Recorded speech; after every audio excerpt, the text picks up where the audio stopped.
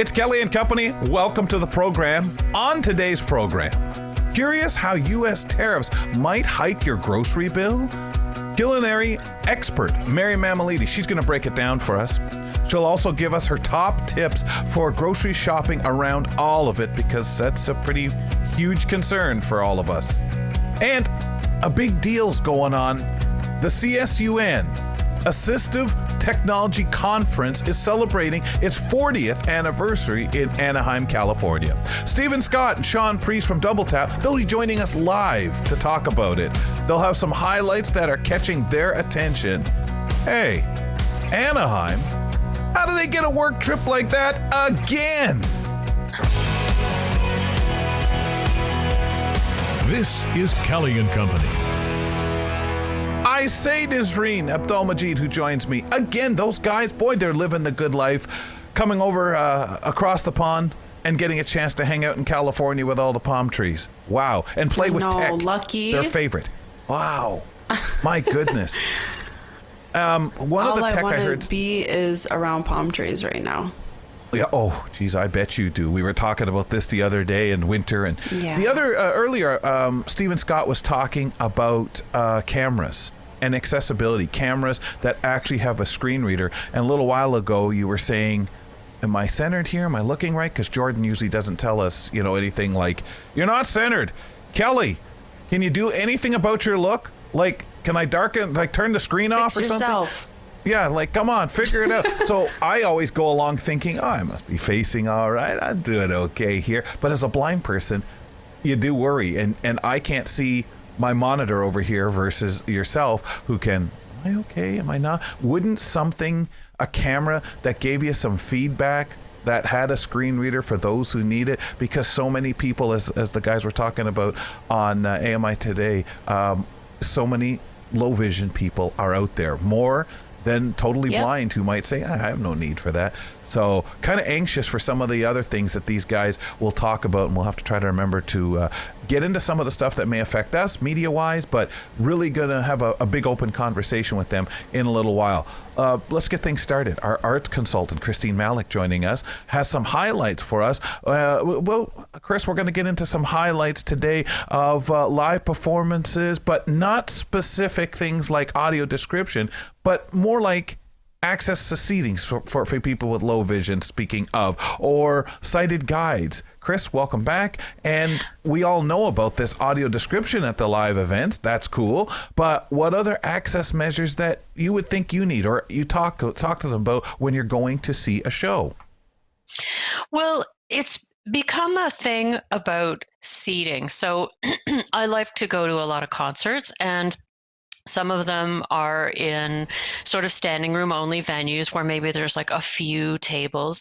And so it's something I have a lot of mixed feelings about, because my legs work just fine. And if I'm out in the public walking around and someone says, oh, there's an elevator if you can't do the stairs, I'm always like, I wonder why they assume that my legs don't work. So, but then in a venue, do I want to stand for 3 hours? Selfishly speaking, no, I don't really. And I ask myself, to what extent is this related to being blind? And it's a hard conversation to have with myself, because there are definitely some aspects of being blind in a crowd that aren't so great, especially if you're not with sighted friends, which sometimes I am, sometimes I'm not. And so it's become kind of a thing that we think about. My partner's blind too, and we both love to go to shows. And then the other complicating factor here is, okay, so say we have sighted friends with us. The idea of being blind in a crowd is suddenly, not really a problem, except that our friends maybe don't want to stand for 3 hours. And so then I'm kind of thinking about, is it fair to ask for seating, for special accommodations for a disability I don't really have, but my sighted companions who are helping me, maybe it matters to them to be seated, and it gets really sort of morally a little ambivalent. And so that's one of the things that I think about when I'm going to a show. Do you ever come across this? The seating thing, I'll be honest with you, if I was going to a show where I knew it was standing room, like I'm not a big fan of general admission because then you get in there and you have to fight for where you want to get to, where you want to sit. When you ask for special seating as a low vision person, they're what? Like, okay, yeah, sit where the wheelchairs are. Well, for one, you don't want to take up a spot there. Two, I'm a low vision person. That doesn't mean I'm going to see better. Can I sit closer? Are you crazy? Those seats are reserved for people paying a ridiculous amount of money to be there. But standing, I sometimes wonder, do we feel more as a blind person in a space? In a crowd, standing, it moves. Like you could be at one spot and then all of a sudden you've moved and it gets more. Yeah, exactly. Yeah. Or it's so compressed you can't get out to go anywhere. And if you do, you'll never find because the waves have carried whoever you were with, another 30 feet or something like that. I know that's exaggerating. The other thing, I just want to go back before I toss it over to you, Niz, for your thoughts on this. I often wonder when we get the elevator thing, people put themselves in, well, what if I couldn't see? I'd want to use the elevator. So I always think, but that has nothing to do with my legs. But then I started to think, I wonder how many people walk upstairs and look at the steps. And if that's more the challenge than anything for people, if they think you can't see, how are you going to know where to step? It becomes... for sighted people, oh gosh, no, if I couldn't see, if I was carrying something down the stairs and I couldn't look down, I'm liable to trip or even going up. Nisreen, what do you think? Yeah, and this is a great point because I was thinking about yesterday when I was commuting to Union Station and everybody was tackling everybody down the stairs and I was struggling. Because, no, you're right. You do stare at the for me, I stare at the stairs because, just the lighting contrast and I like how there's strips on the steps to, help me see better where the next step is. But when everybody's tackling everybody, it's a struggle. So I prefer like taking the elevator, for example, when it comes to those situations. However, because you can't see those steps and there could be junk on them or just simply those marks, right? That you need to know where to put your foot. Yeah, and a lot of people from the crowd who don't have a disability or like a physical disability, I don't want to point out that they don't have a disability because I'm one of those people who have an invisible disability and I use the elevator for different situations because I have arthritis, but so in those situations people automatically think, okay, I can walk, why can't I take the stairs? And I've had comments made to me before with those situations. Why are you using this elevator? This is reserved for other people. Yeah, you don't need it or whatever. So you don't know the person's situation. But for me, I prefer taking the elevator when it's too crowded, when I can't take my time. Because you're tackling, you're running. And so... but a lot of people do take advantage when they see a lot of people running to the stairs and there's a long line up to the stairs. People just squeeze into the elevator and it's just not fair. Yeah. No. It's not fair for the people who need it. It's unfortunate. I just wonder. But I do feel guilty sometimes, and that's. I do. I don't think I should. For one. No, you shouldn't. Number two, it's using so much of the accessible equipment, even just doors that swing open. We wear it out, and then when somebody who has no other choice, they need that door, comes along. Oh, it's broken. You'll have to go around to the other side of the mall to get in. That door is probably working. Those are just the unfair things. But I often wonder, going down steps in a crowd, sighted people, how much people who can see with no problem do get that anxiety because you've suddenly taken away. It's like covering their eyes and saying, now go down the stairs. Sure, they do it. There's hundreds, thousands of them doing it at any given minute in the subway. But I'm assuming it does compromise. So I wonder if that, Chris, is where that, I guess you'd like to use the elevator. Yeah. I never thought of that. You just made me think, though, about when I'm where I live, there's a busy street that has audible traffic signals, and they also are the same that you would use to indicate that you want the light to change if you don't need an audio. So many times I walk up and there's somebody going wham, wham, wham, wham, wham, like they're banging their hand on it impatiently, like, hey, be delicate with that thing. I need that. And every time there's a broken one, I'm like, it's some jerk who just like didn't think it through. Well, it's like people misreading it, right? You know, they think the indicator sound to find it is how we know when to cross the street, and you say, but that's running 24 hours a day. It's all the time. Yeah. It never changes. Yeah. Oh. Yeah. It's true. Yeah. The other thing you mentioned was sighted guide. Bringing somebody in, asking, is there a companion fee? Do you want to talk a little bit about that a little more in detail? Because I think it's wonderful when places offer it, but let's be fair, at the end of the day, they're offering it, especially as laws have changed, so that you don't say, yeah, can one of your staff sit with me and tell me what's going on? Back in the days, if a place didn't want or couldn't get audio description, the view was, let's let you bring your friend in, your mother in, whatever. My mom was great at giving the description, just loud. But anyway. Just loud. One volume only. You know, one volume only. Until they threw us out. But out of a Star Wars. That was because of you, Star Wars dude. her favorite. That was you. No, Just Star Wars her favorite. You can't even do True that. story? That's no, I'm kidding you. That's sacrilege. I waited for it though. But I think that is a very interesting, and for some people a real touchy thing. Like, should I ask? Shouldn't I ask? I want to go enjoy it. Everybody else is paying for it, and even people who just want company. Hey man, let's go. I don't want to go sit there in a theater by myself. You know, do they pay for their friend to go?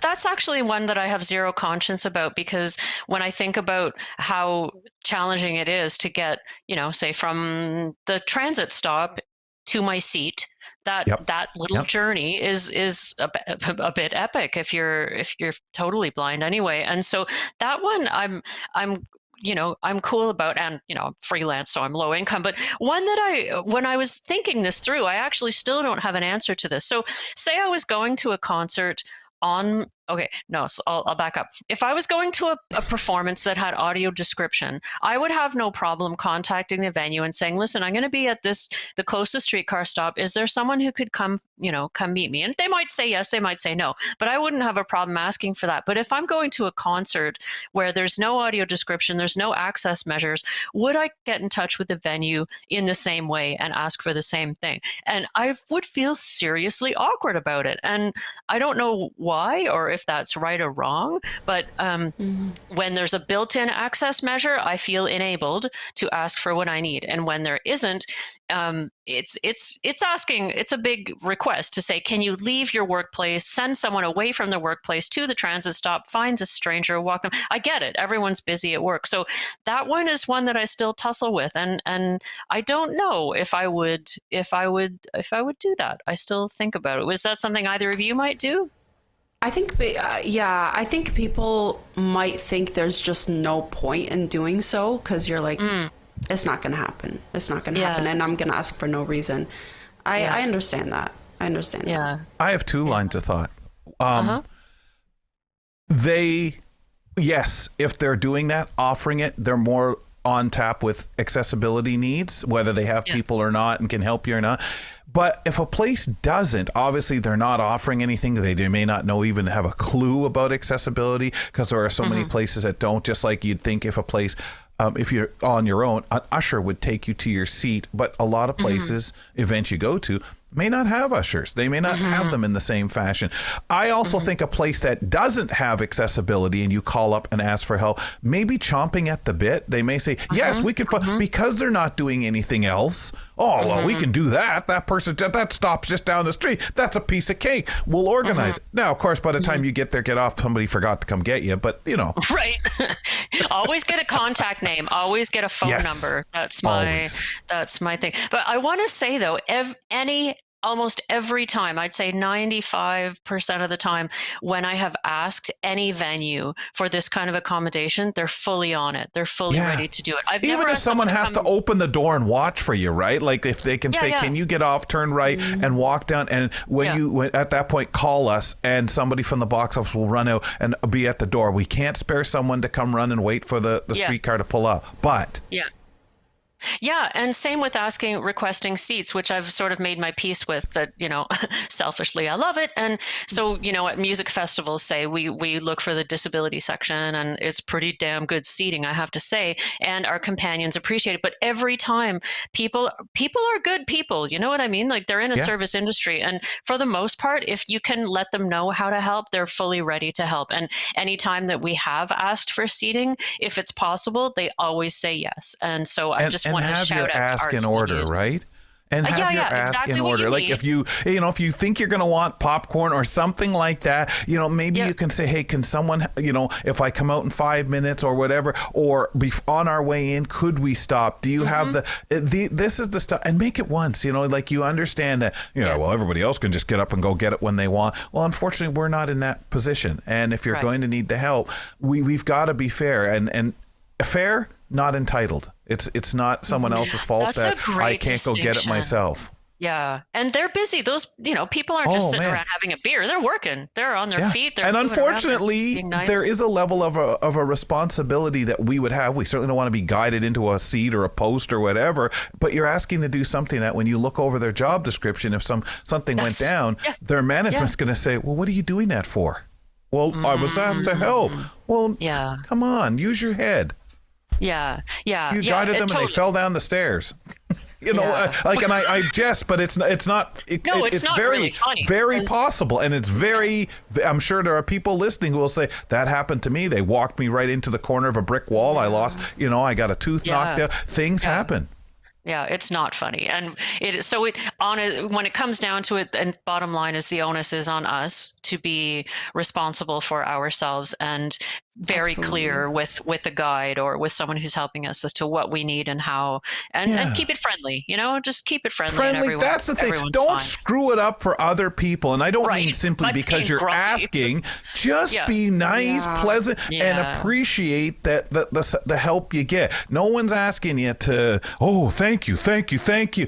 But thank them and just be considerate of their time. Be gracious. Yeah, yes. Exactly. Yeah. But most people, they do. We know this. And unless you're really embittered, you'll agree that most people do want to be helpful. The world's full of the world around us, around me anyway, is full of people who, for the most part, they really want to help. And so if we know how to ask for exactly what we need. So am I going to ask someone to meet me at the transit stop for the next concert? I don't know about that. I'm still up in the air about that. But I think there's a climate now, especially where people want to be helpful. And if you know what you need and you're ready to ask, there's a climate of, let's just say yes, let's make it happen. Because more venues, more situations, they don't have the help. They don't have the means. They don't have the accessibility as to what we would love.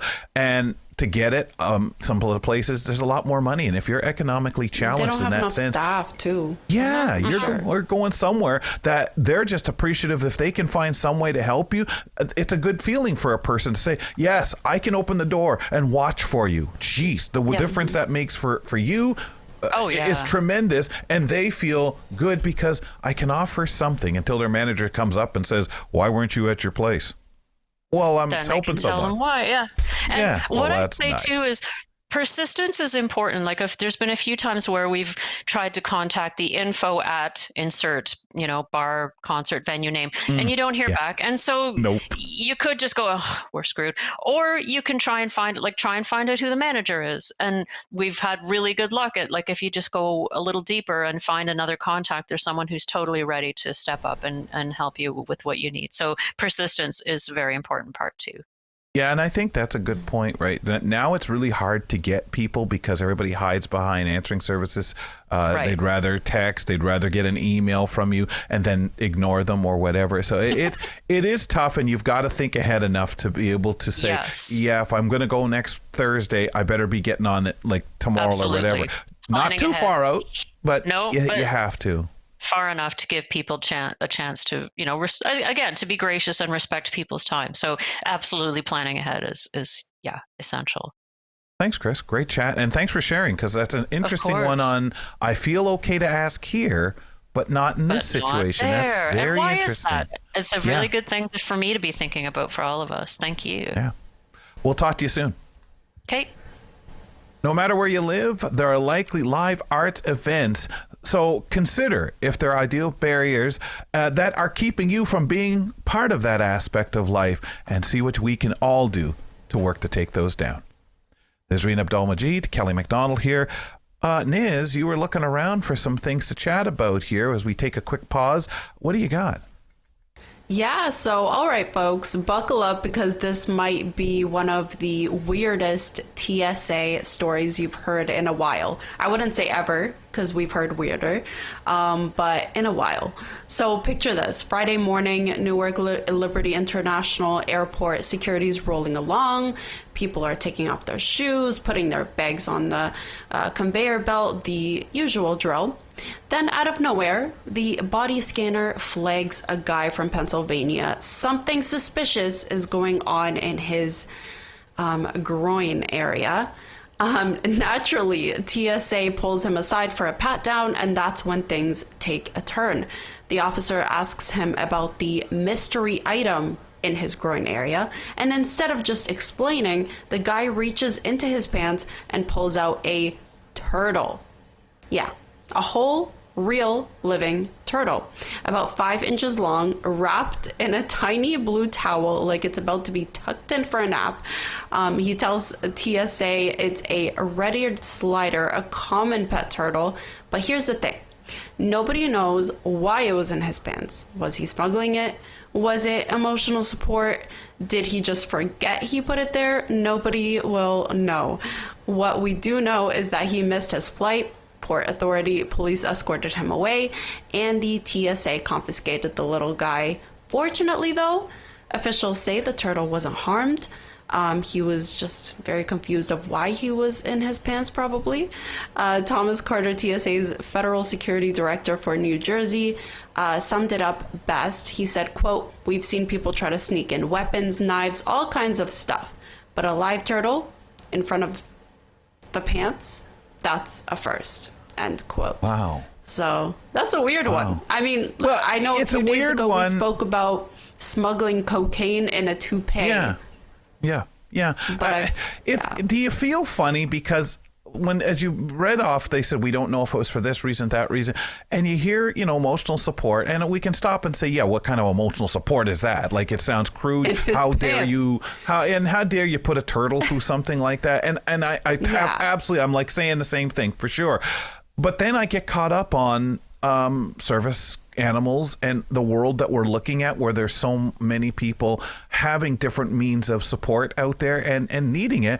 And I really hesitate saying, even though I have to say, like, what the heck are you doing? You just declare it, and you can bring him in on your shoulder probably, or whatever. Why there? And what would you be doing that kind of thing for? That's just creepy and weird, right? You need to explain yourself before trying to walk through. Like, what do you mean there's a problem? What do you mean you detected something? Oh, that's little Freddie. Leave him alone. Yeah. He's doing all right. I think that in itself is when you got to say, hey, like, obviously we just have no idea, and most likely never will know, and it's not up to us to judge. And I'm sure lots of people out there saying, I don't want to know, and that's fair and that's fine. But it just kind of. And it's hard because I don't like to be hard on people. And you say, well, there's hardly any outs here. There's somebody doing something they have no business doing to a poor turtle, to them, like, what is going on? He looked so cute in the picture that they posted. I felt so bad. Like, why in his pants? That's horrible. Yeah, exactly. Yeah, we try not to judge, but we're judging. It is. It's awful. And then you start feeling kind of guilty and go, no, sorry, forget it. Don't do that. Just don't. Yeah, exactly. Folks, we're looking for members of the disability communities to join our AMI research panel. Our research panel guides us with every decision that we make at AMI. That includes programming, media consumption, and accessibility. Participants are compensated for all long-form studies, so that's a good thing. That's a fair thing, of course. We've got to compensate people for their time. For more information and to join, go to ami.ca/panel. And keep in mind, we'd love to hear from you, because it's the things that you say that make us judge what we should be airing, what we should be producing, and what shows, Dish with Mary, that you might even vote that they shouldn't even be on the network anymore. Anyway, email us at kellyco@ami.ca and call us at 1-866 509-4545. And I jest. We're joined by culinary expert Mary Mammoliti to discuss how recent U.S. tariffs could impact food prices here in Canada. And it's all we can think, talk, and read about. Mary, can you explain how these new U.S. tariffs might affect what Canadians pay at the grocery store? Oh, absolutely. But let me address Kelly's comment on Dish with Mary there. New season, Mayor. New season. Next season, these seasons, keep them coming, right, Mayor? That's what the panel's saying.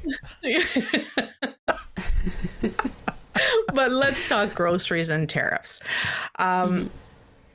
Understanding the impact of U.S. tariffs, it's crucial. It's something that all of us, I think for me, I didn't quite understand it at first as to how the impact was going to affect my personal wallet, my bank account. So I started really diving in and diving deep into this. So it's affecting every household. It's affecting our budgets. It's affecting our overall food affordability. So what happens at the top, it trickles down to us. So we've already been hearing about certain items that are being taken off the shelves, like American alcohol, but other products like American citrus, let's say, think Florida oranges, right? Those are subject to increase in price due to tariffs, as well as American poultry, dairy, coffee, beef, all of that is being affected. So at this point right now, you're probably thinking, why don't we just swap them out for something different? Maybe Spanish citrus. And of course, that would make our problem solved, right? No, because the other issue is our dollar is so low that it could lead to costing us more in the long run. So that's off the table. So it's up to us to think of ways to help our pocketbooks and help our bank accounts. Mm-hmm. So even products that are made in Canada, this is what I want you to remember. They could have one or more ingredients that are sourced south of the border, so which then will make them subject to price increase as well. Mm-hmm. So, according to recent news reports, customers, they can notice these changes as early as next week. So let's get into some of the tips as to what we can do to help mitigate that. So what we can do is, we've heard this before, make a list, but it is so important.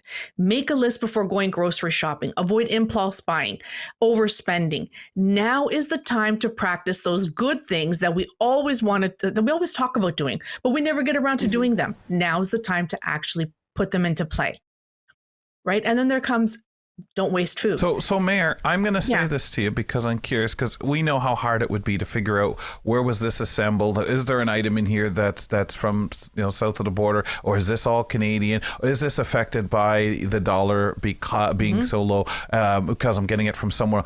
Almost impossible to go out and do, especially if you're a person with specific food needs and things like that, or desires, or someone who hates shopping and just wants to go get the deed done. They could find themselves into a lot of trouble. So what we're looking at are really ways of saying, yeah, you may be still using some of those products smartly, right? Is that kind of where I should feel that you still may be buying that item from the U.S. smartly, using it? Exactly.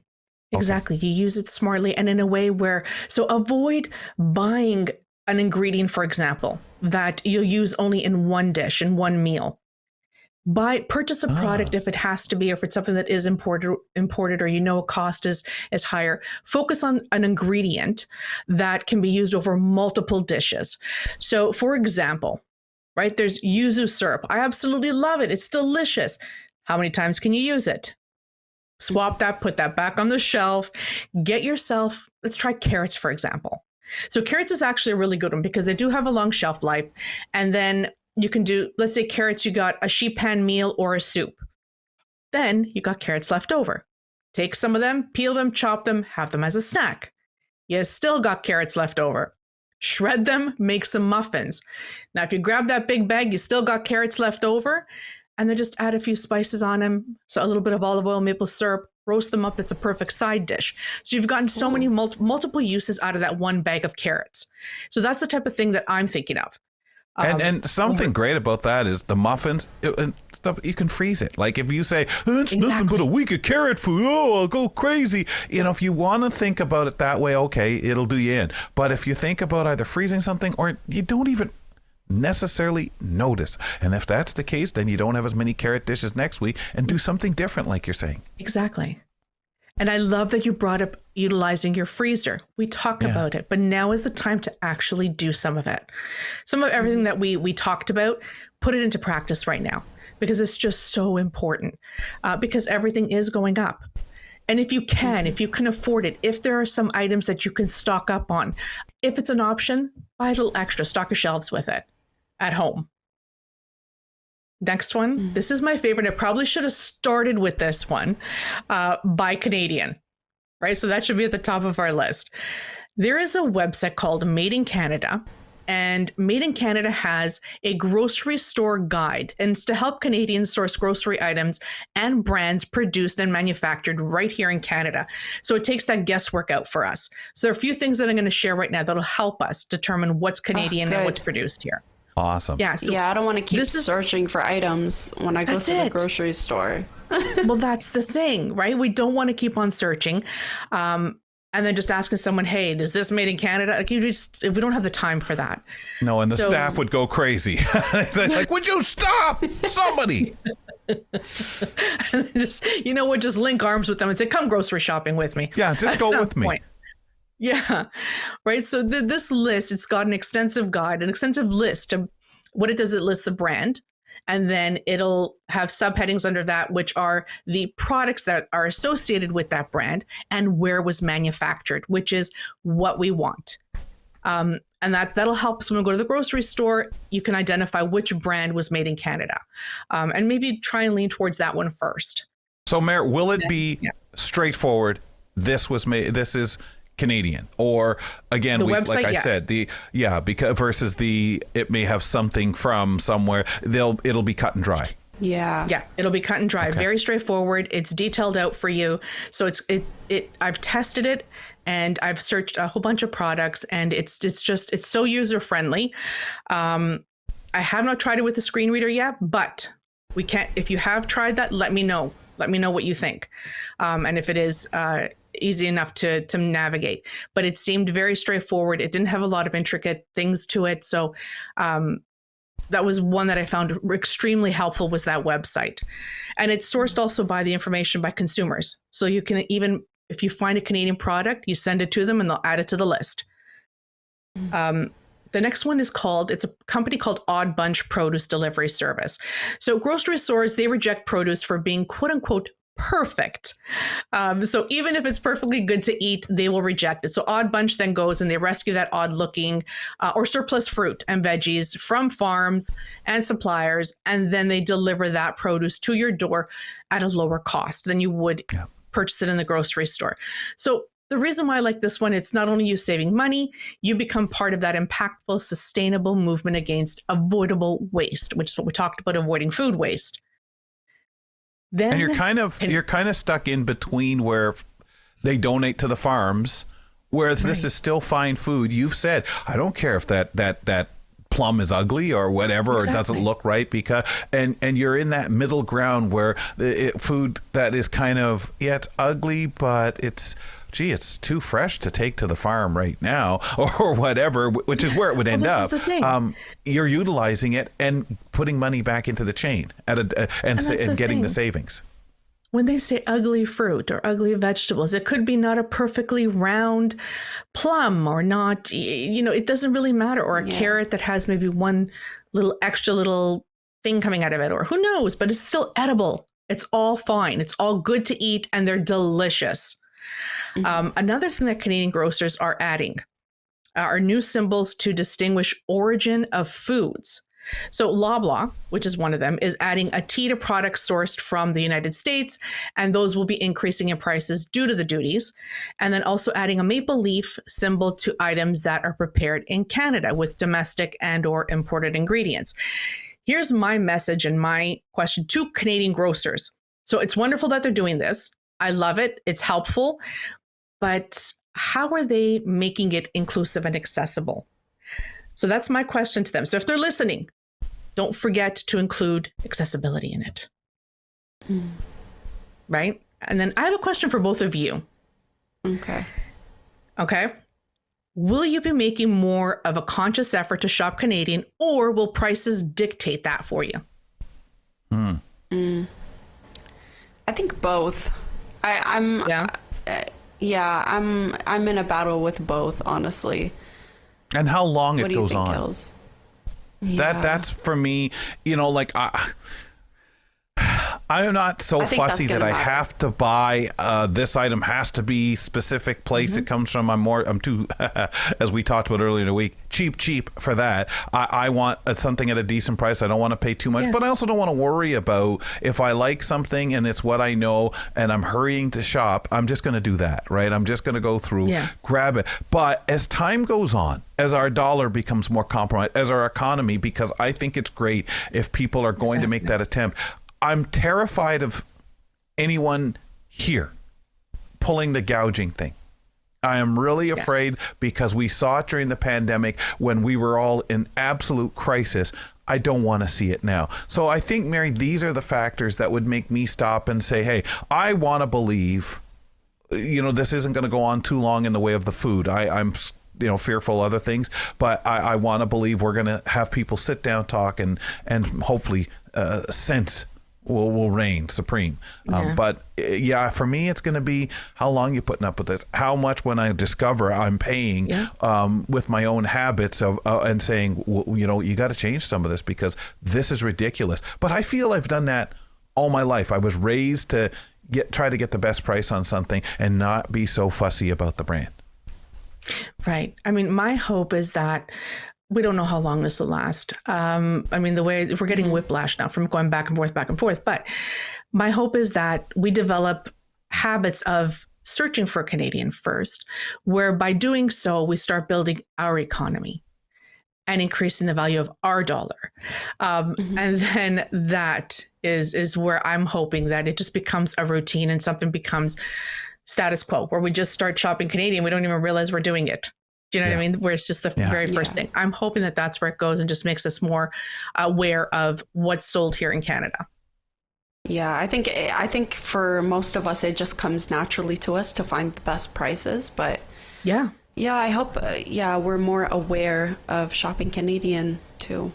But thank you so much, Mary. What we're hoping is that by shopping Canadian, they are going to be the best prices now. Yeah. Yes. Here's to hope. Exactly. And hopefully it makes it better. And some of the other things that we're hoping we do will work too in the way of breaking barriers, maybe between the provinces and realizing that we have to be more self-sufficient and how much we just talk the game about buy Canadian. Now you got to walk it, folks. We've got to walk it. Absolutely. Thank you, Mary. Thank you both. Thank you for helping us plan smarter at the grocery store. I'm trying to figure out sending an email pertaining to travel to get some cool places to go to maybe do this show from.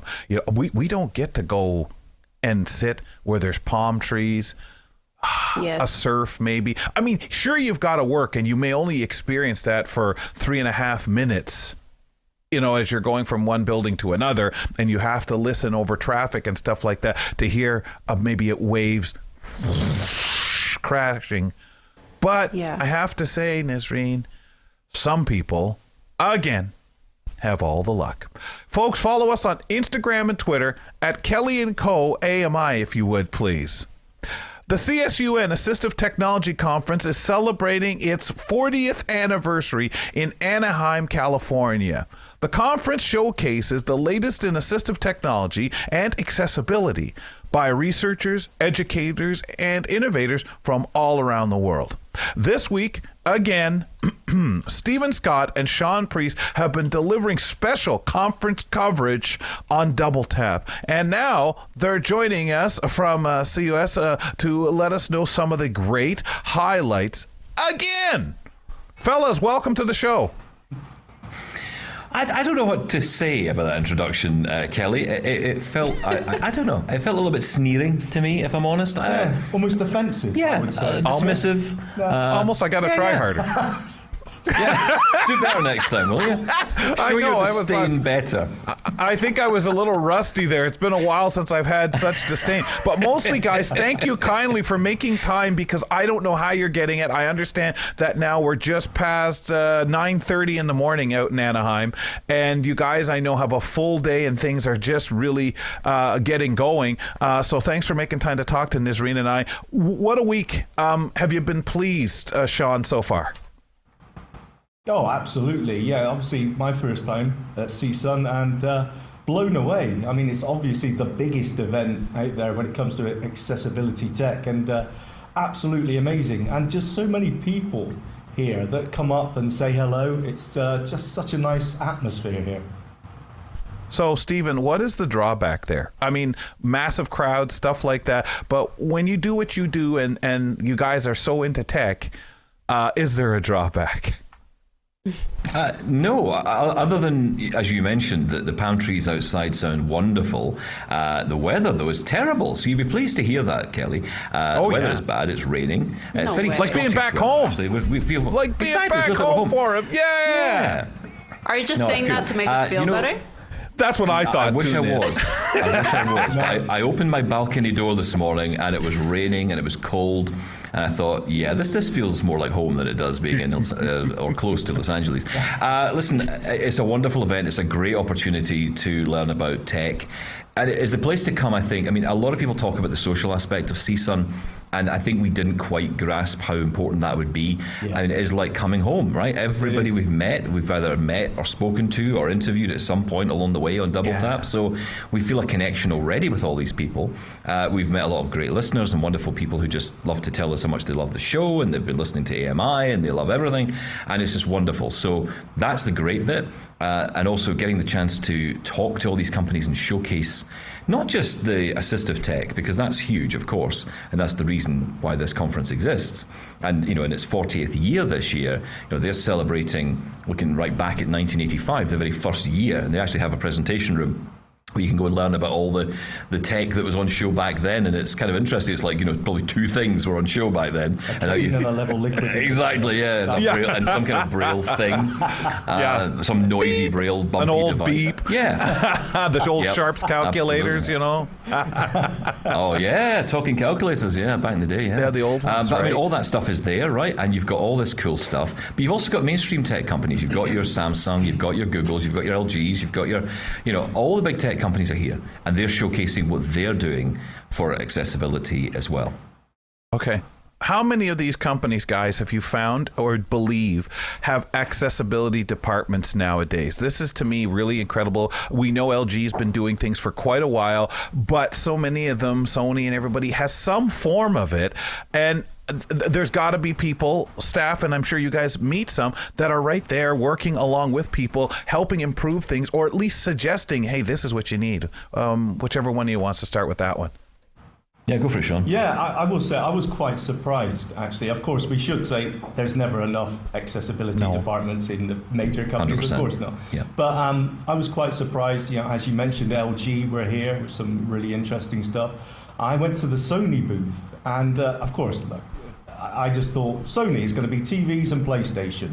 But actually, they had so much stuff there. The cameras and the accessibility work they're doing for cameras and video cameras with screen readers and digital projectors onto the retina to make the viewfinder accessible for some eye conditions. Absolutely amazing. They've got accessible kiosks, which have been installed in Best Buys in the US.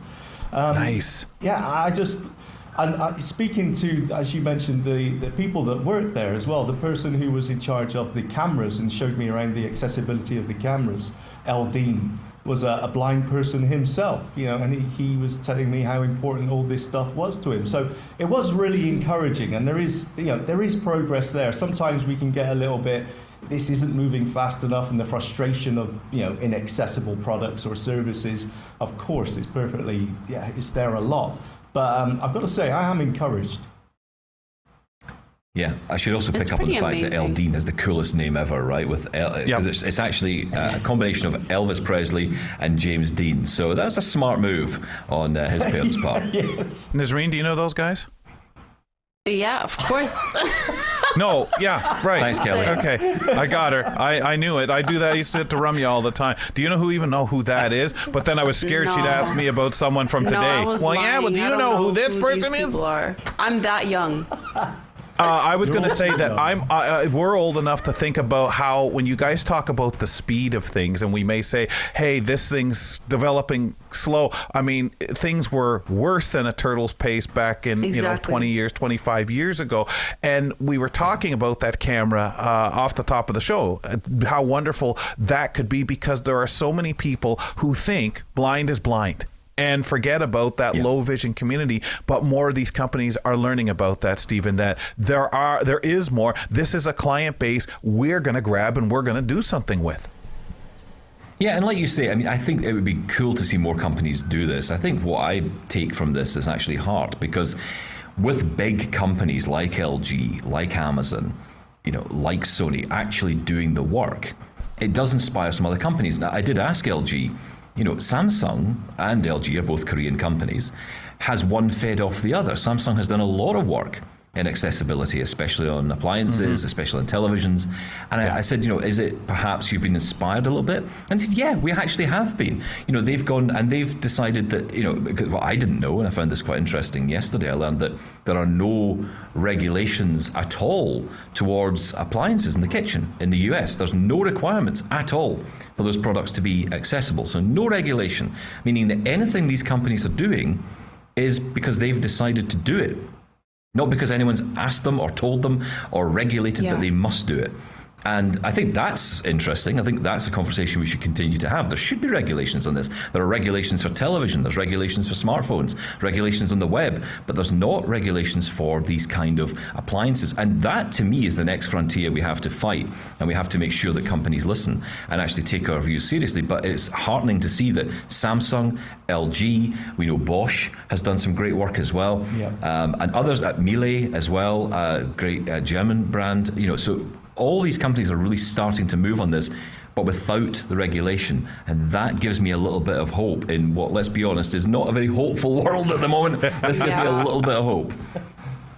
I don't know about you guys, but we always talk about how slow things are. We're in 2025. We expect more inclusive products. We expect more accommodations. And we shouldn't ask for it. These big companies should have these products available to us. But at the same time, when I hear about these accessible cameras and things coming out like this, I feel so happy and hopeful about more products coming out.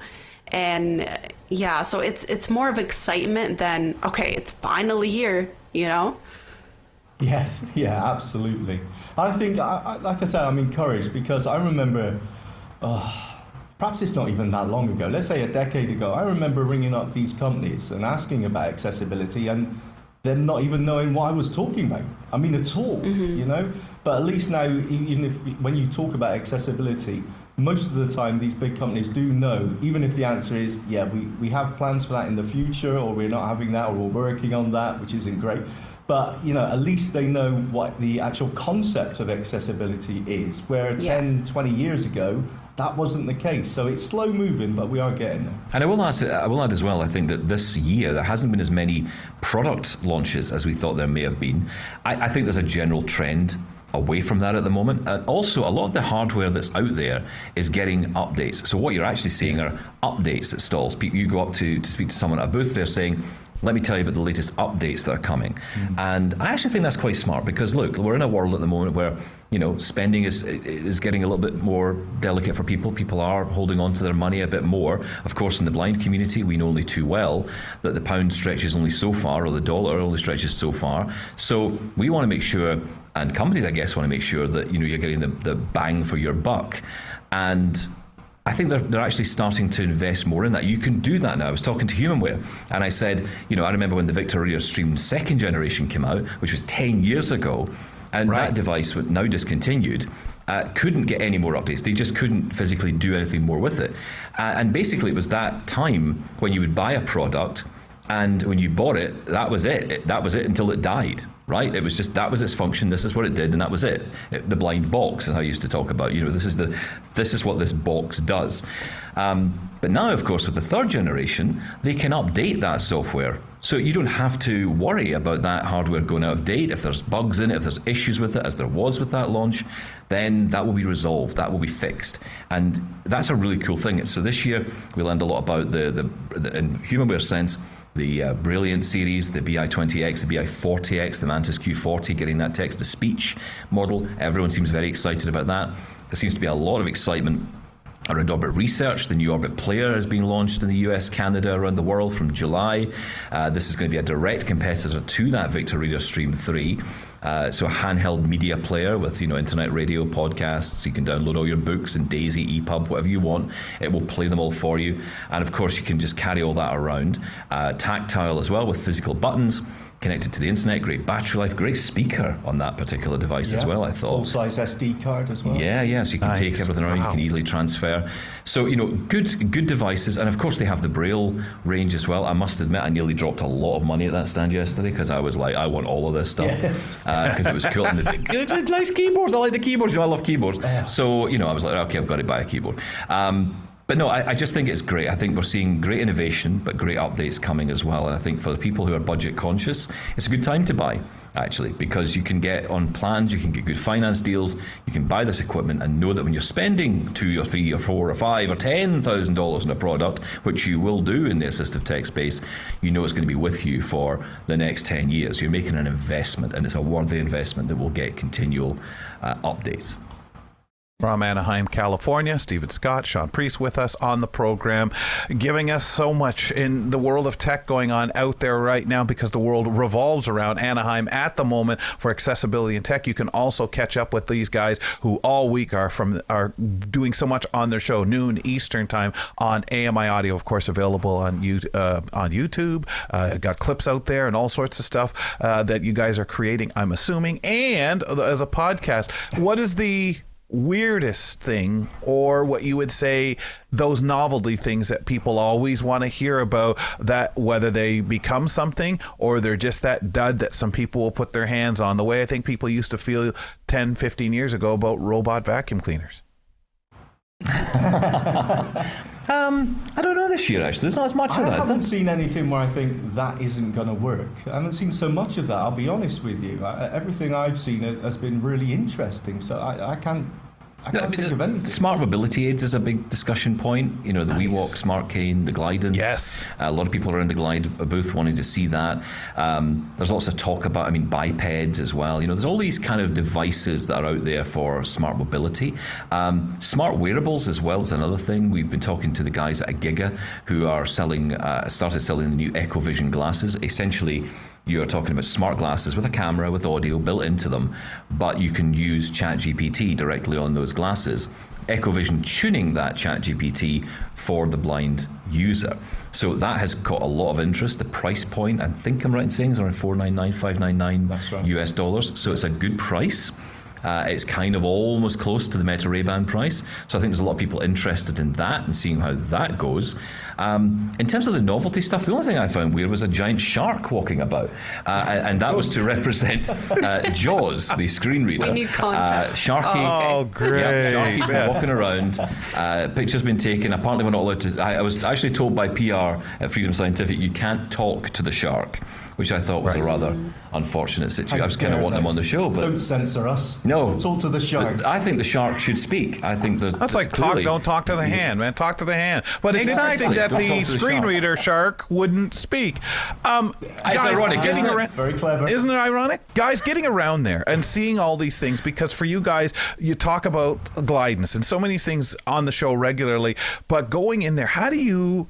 we only have a couple of minutes on this, guys. How do you kind of organize when you get there? Do you hit the floor and just go? Or is that choice list made up for each of you of the things that I must see? How do you, for just the behind the scenes background stuff, how do you guys research that? Well, first off, you bring along Enrica Delanroll and let her deal with it all. Oh, That's the first thing. That's really important. But also what you do is you get the chance, and the great thing with being with media access is you get the chance to walk around first. So as everything's been built up, what we did was to have a tour of all the booths. we've read the lists, we've gone through all that, but it's very different when you're in the place. Yeah. And so we got a chance to walk around and sort of understand what companies were here, what they were doing, and it allowed us to literally just build that list. Enrique uses something called, and Nisreen, I know if you haven't heard of James Dean, you will definitely know what I'm talking about here, pen and paper. I've heard of this concept. It's a new tech. I think the Aztecs used it or something. Life. Battery life was great, though. Battery life is wonderful. That it is lasts true. forever, All right? day And battery life. you don't even Yeah. need the greatest light, Guys, I think it's wonderful. That's right. We appreciate you taking some time for us, especially early in the day there at the top of your day where we get you in the best mood, the best frame of mind, where later on when the palm trees are two what coffees they are. in, Kelly, come on. Yeah, that's exactly it. Okay, guys, have fun. Be safe. Enjoy. We're loving the programming you're sending us. Appreciate it. Thanks, guys. I appreciate it. So Thanks, much. Kelly. Thanks, Nisreen. Really cool. So much, guys, to actually take in. Too much, as a matter of fact. Join Shaun Preece and Stephen Scott on Double Tap daily at noon Eastern time, and continue to join them this week from CSUN. So much coverage they've got for us. Do me a favor, check out our podcast too from your podcast platform of choice, as well as their show if you want to stay caught up. Give both shows a rating and review. Nisreen, catch you tomorrow. Catch you tomorrow. On our next program, get a hefty dose of brilliant Irish audio drama as Mike O'Fair discusses the Crazy Dog YouTube channel. Plus, how well do you know your drinking songs? Well, join the debate as we swing into some of the spirit of St. Patrick's Day, hosted by Nisreen Abdel-Majid on our program. We'll catch you on the Friday edition of Kelly & Company. Fedora's off to you. Thanks for tuning in to Kelly & Company. Follow us on all social media, and don't forget to like and subscribe to the channel for more.